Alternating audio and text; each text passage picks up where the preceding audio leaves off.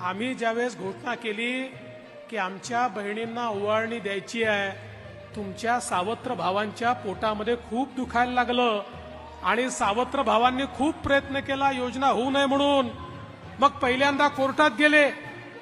कोर्टाने त्यांना नाकारल्यानंतर काय केलं माहितीये?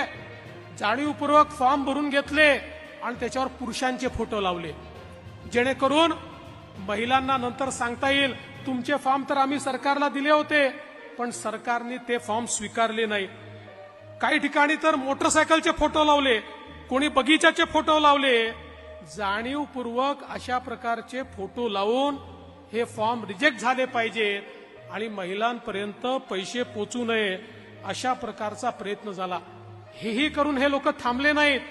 आपल्या पोर्टलवर मोठ्या प्रमाणात जंक डेटा त्यांनी टाकला, जेणेकरून हे पोर्टल स्लो झालं पाहिजे, हे पोर्टल बंद पडलं पाहिजे.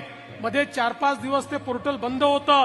मग याच लोकांनी हाहाकार सुरू केला, पोर्टल बंद, पोर्टल बंद, पोर्टल बंद. अरे काळजी करू नका, पोर्टल बंद पडलं, आम्ही ऑफलाईन फॉर्म स्वीकारले, ते पुन्हा पोर्टलवर आणले आणि त्या ठिकाणी आमच्या बहिणींना पैसे आमचा देण्याचा जो निर्धार आहे